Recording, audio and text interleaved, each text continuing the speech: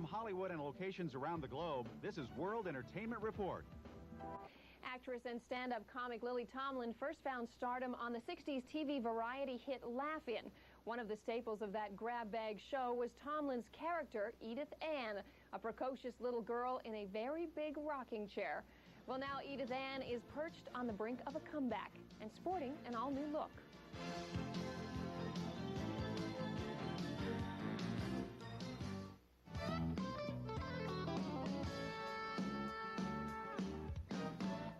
Edith-Ann, breakfast! You're getting the first peek at the animated birth of a familiar character. It's Edith-Ann, the wise little girl dwarfed by a very large rocking chair. Until now, she was a stage character created by comedian Lily Tomlin and her collaborator, Jane Wagner. Well, we thought about it and wanted to do it for many, many, many years.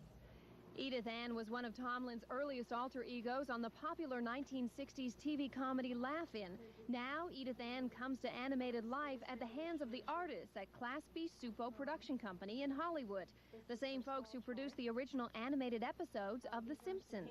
This place is about 10 blocks from my house, so I went every place. I went to England.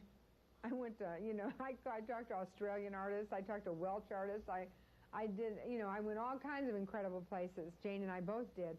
And they were here, and every time I'd pass their building, because they were doing The Simpsons by this time, and when The Simpsons was so popular, and they were so identified in the industry with The Simpsons that we didn't want to be just Bart's half sister. This is the father, Dirk Bewley. For months now, artists and producers have been creating family and new friends for Edith-Ann, with Tomlin overseeing all of the details. Yeah, for instance, we had sent this design over to Lily for approval as just one incidental character in a crowd scene of the various Edgetown citizens in Edith's town. And she came back thinking that the character was great, except she thought the hair made her look too much like Mom. So Jerry went through and designed 8 different new hairstyles for the woman, and as you can see, just changing the hair alone will make this character completely different. This is what we ended up with. So far, ABC has limited plans for an animated Edith-Ann, 2 half-hour special programs, but the creators are hoping the specials will lead to a series for Edith-Ann.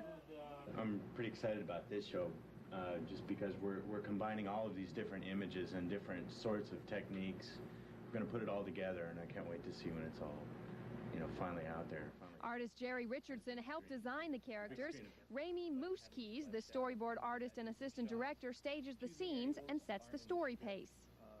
There's an exchange between the bag lady and Edith, and she's very down because she's locked out of the house, and she's outside in the rain, and the bag lady tells her that when she says, "Somebody please tell me this isn't happening," Bagley says, "It's happening," and then just flicks her nose. And it just kind of lightens the moment. She smiles a little bit. So it's like that wasn't in the script, but it was something I added.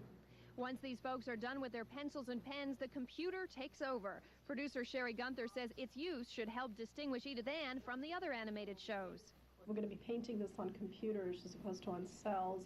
And the reason we're doing that is so that we can add textures and photographs onto the background. So where you see the burgundy, the rust color on the side of the steps right there, there's going to be brick texture there. Aside from the artist and Tomlin herself, the person most pleased to see Edith-Ann finally come to life is her co-creator, writer Jane Wagner. Well, because Lily's been the one to do Edith-Ann, and she's always been frustrated that she's always said, "Look at me, I have this body and I can't do all those little things." And although she does really do them, when you put her in that big rocking chair, it doesn't look like she feels like she can't do anything because she uses that body like a little kid's. But to actually do a whole story with Edith in all kinds of different situations and everything, it would be impossible for Lily to play. This is a rare appearance for Wagner. Although she's said to be the creative fuel that drives Tomlin's performances, she prefers the shadows to the spotlight. I'm like a loner, and I'm kind of introspective and an introvert that way. So at a certain time when I've written it and then we get back, into the swing of the production part of it and all that, we'll work very, very closely together. I see so many quotes in books and stuff that are attributed to me that are really Jane's. And there's so I usually write the publisher or write the author. Does fame make Tomlin uneasy? No, I just want it for her. I'm not so happy to be, you know, I get all this credit. And Tomlin credits her longtime partner with using Edith-Ann to not only make people laugh, but to make them think as well. I don't know how Jane does it, because in 22 minutes to create a story that's funny and moving and, you know, and smart and all kinds of things, and still Edith goes through a learning experience, you know, and it's entertaining. The process of it is entertaining and kind of thrilling and kind of heart-filling all at once. You know, that's pretty much an accomplishment.